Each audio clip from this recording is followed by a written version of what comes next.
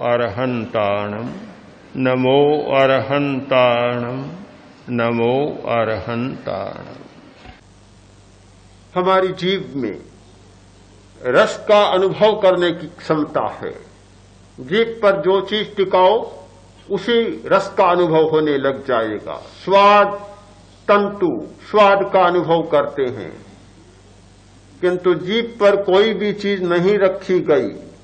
फिर भी जिस व्यक्ति ने जिह्वाग्र पर ध्यान का विशेष अभ्यास किया है, जीभ की नोक पर ध्यान को साधा है और लंबे समय तक इसका प्रयोग किया है, बिना वस्तु के भी रस का अनुभव होने लग जाएगा। मनोनुशासनम को पढ़े, इस विषय की बहुत लंबी चर्चा उसमें है। पांचों इंद्रियों के विषय बिना विषय सामने होते हुए जब हमारा मन सूक्ष्म लोक की यात्रा शुरू करता है, वे विषय प्रस्तुत हो जाते हैं। विषय तो प्रस्तुत ही हैं, कहां चले गए? स्थूल वस्तु में तो थोड़े से वे विषय आए हैं, किंतु सूक्ष्म जगत में तो भरे पड़े हैं। केवल इतना अंतर होता है कि हम स्थूल की सीमा को पार कर सकें और सूक्ष्म में प्रवेश पा सकें। यह सूक्ष्म में प्रवेश पाने वाली बात है, बहुत महत्वपूर्ण बात है। कभी कभी ऐसा होता है कि विशेष स्थिति आती है तो दो विरोधी बातें भी मिल जाती है और विरोधी अनुभव भी होने लग जाते हैं। हमारा व्यवहार भी ऐसा है कि विशेष स्थिति में विरोधियों को भी समझौता कर लेना होता है। राजनीतिक चुनाव हो रहे थे तो दो कैंडिडेट एक मोटर कार में अपना प्रचार करने निकले, तो लोगों ने पूछा, आप तो बिल्कुल दो विरोधी पार्टियों के हैं और फिर एक साथ और एक मंच पर कैसे चल रहे हैं, प्रचार कैसे कर रहे हैं, एक ही मोटर कार में कैसे जा रहे हैं? तो दोनों बोले, भी क्या करें, पेट्रोल की बड़ी कमी है, इसलिए समझौता करना पड़ा कि हम साथ ही साथ चलें।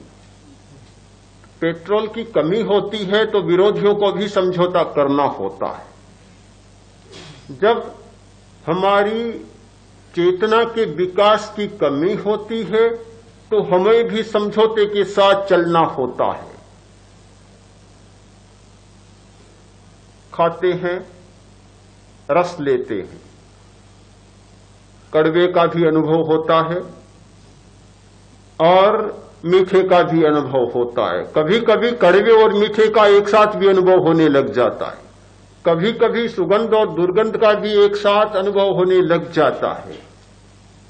चेतना की विभिन्न परिस्थितियों में इतना घटित होता है कि आज तक मनोवैज्ञानिक भी उसका ठीक ठीक विश्लेषण नहीं कर पाए हैं, और नहीं कर पाने का रास्ता स्पष्ट है कि उनकी जो चेतना विषयक मान्यताएं भी अभी बहुत विकसित नहीं है, बहुत बाल्यकालीन है।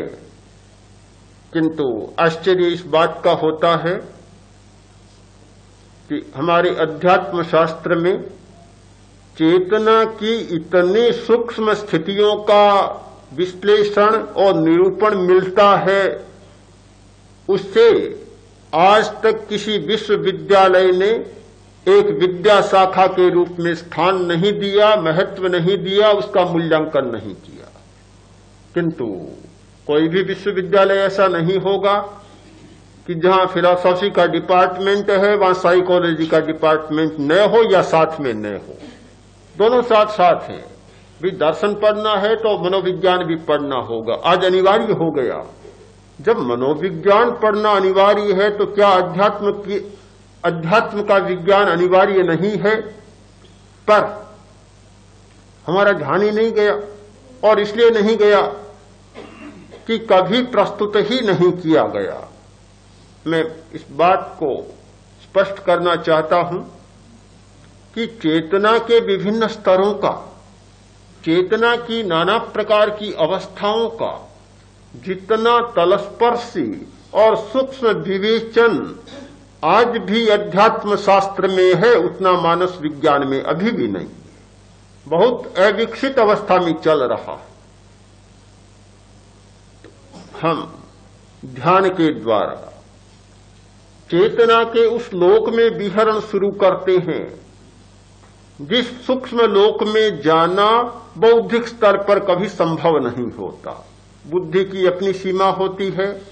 पढ़ने वाला व्यक्ति चाहे मनोविज्ञान को पढ़े चाहे अध्यात्म विज्ञान को पढ़े, वह बुद्धि की सीमा तक ही उसे पढ़ पाएगा, वो उसे जान पाएगा।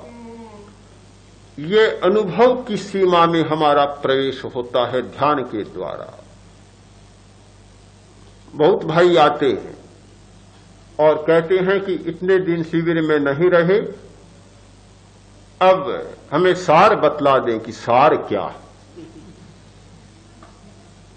मुझे बड़ा आश्चर्य होता है कि आदमी हमेशा शॉर्टकट को पसंद करता है और आजकल की ये मिनी सभ्यता चल पड़ी संस्कृति, हर बात में मिनी मार्ग चाहता है, हमेशा पगडंडी का मार्ग चाहता है, सीधा ही पहुंच जाना चाहता है। मैंने कहा भाई कोई तुम सवाल पूछो मैं उत्तर दे दूंगा, पर तुम्हें कोई लाभ नहीं होगा। जैसे तुम हो वैसे के वैसे रहोगे, नहीं समझ पाओगे कि क्या होता है। मैं देखता हूं कि शिविरार्थियों के अनुभव सुनता हूं, उनसे बात करता हूं तो लगता है कि 4-5 दिन पहले उनका जो अनुभव था बिल्कुल जीरो, आज उनको लग रहा है कि हो रहा है। आज ही हमारे 2 अनुभवी व्यक्ति जो बुजुर्ग हैं, बड़े अनुभवी हैं और बड़े ऑफिसर रहे हैं, दोनों ने कहा कि चैतन्य केंद्र पर लेस्या ध्यान का प्रयोग किया, बड़ा इंटरेस्ट आया और बड़ा इंटरेस्टिंग है ये तो है। और मैं आपसे कहना चाहता हूं कि लेस्या ध्यान की पद्धति, जितनी ध्यान की पद्धतियां चल रही है शायद किसी में नहीं, किसी भी पद्धति में यह प्रयोग नहीं हो रहा है। एक विशेष प्रयोग है ये। एक प्रोफेसर ने तो कहा कि और ध्यान के प्रयोग करता हूं तब मेरे मन में यह प्रश्न होता है कि यह प्रेक्षा ध्यान की पद्धति जैनों की पद्धति है, क्या दूसरों में ऐसा नहीं है? पर जब लेस्या ध्यान का प्रयोग किया तब मैं बहुत स्पष्ट हो गया कि यह तो सचमुच ही जैनों की पद्धति है। और आज तक न मैंने कहीं पढ़ा, न कहीं देखा, न प्रयोग किया, न कहीं सुना कि यह प्रयोग कहीं चल रहा है। हम अनुभव की बात यदि चाहें तो हमें प्रयोग पर उतरना होगा।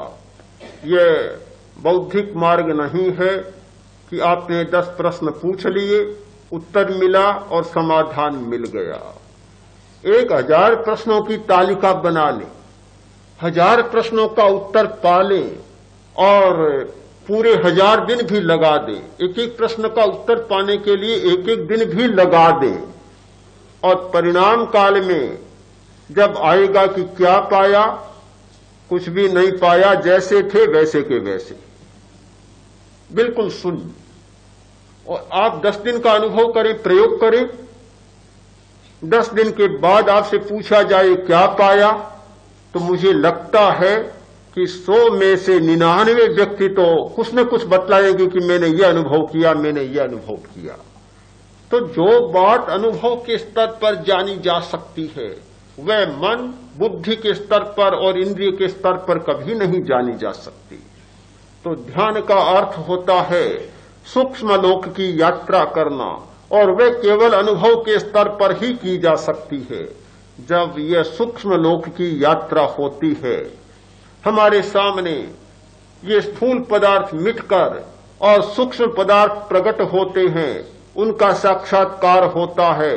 उस अवस्था में ये ध्यान के उद्देश्य अपने आप पूरे होने लग जाते हैं।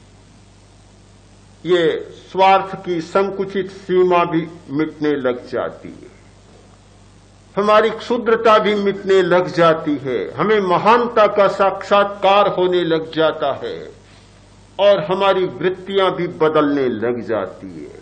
ये पूरा का पूरा एक चक्र टूटता है और दूसरे चक्र में हमारा प्रवेश हो जाता है। इसलिए बहुत आवश्यक है हम इन महान उद्देश्यों की प्राप्ति के लिए न किसी विद्यालय की शरण में जाएं, न किसी विश्वविद्यालय की शरण में जाएं, न पुस्तकों की शरण में जाएं, किंतु एक अनुभव की शरण में जाएं। अनुभव के मार्ग को चुने। ये अनुभव का मार्ग सचमुच एक अपूर्व मार्ग होता है, अलौकिक मार्ग होता है। गुरु का काम होता है कि शिष्य को अनुभव के मार्ग में चला दे। मैं स्वयं देखता हूं, स्वयं सोचता हूं कि मैंने लगभग 10-12 वर्ष तक प्राकृतिक चिकित्सा, आसन, प्राणायाम, योग के ग्रंथ बहुत पढ़े और पढ़ने का बहुत अवसर मिला, बहुत पढ़े, पढ़ता रहा, बौद्धिक व्यायाम करता रहा, पर जो मिलना चाहिए था वह नहीं मिला, जहां पहुंचना चाहिए था वहां नहीं पहुंचा। किंतु गुरु गुरु होता है। आचार्य श्री का एक शब्द निकला कि हमें जैन परंपरा में विलुप्त ध्यान की पद्धति का पुनः अनुसंधान करना है। बस इस एक शब्द ने अनुभव का मार्ग खोल दिया, दरवाजा खोल दिया, सचमुच खुल गया। और आज मुझे लगता है कि हमारे सामने एक बहुत स्पष्ट स्थिति हो गई। आज ही प्रातःकाल एक भाई आए जो वैद्य हैं, सुशील कुमार, और कुछ अलग प्रकार के वैद्य हैं जो नाड़ियों के विशेषज्ञ हैं, नाड़ी चिकित्सा के विशेषज्ञ हैं। उन्होंने कहा कि मैं जैन योग पढ़ रहा हूं। पढ़ने पर मुझे ऐसा लगा कि यह केवल तेरा पंथ का नहीं, समूची जैन परंपरा पर एक विशेष उपकार हुआ है। और जो बात हमारे हाथ से निकल गई थी, हम जिस बात के लिए शून्य हो गए थे, आज हम गौरव के साथ अपने को भरा पूरा अनुभव कर रहे हैं। तो यह गुरु का एक अनुदान, अवदान या वरदान होता है कि वह शिष्य को अनुभव के मार्ग पर चला सकता है। मैं मंगल भावना करता हूं कि शिविर में साधना करने वाला हर व्यक्ति इंद्रिय, मन और बुद्धि की सीमा को लांघकर और अनुभव की सीमा में प्रवेश करे और अनुभव के द्वारा एक नए लोक की यात्रा प्रारंभ।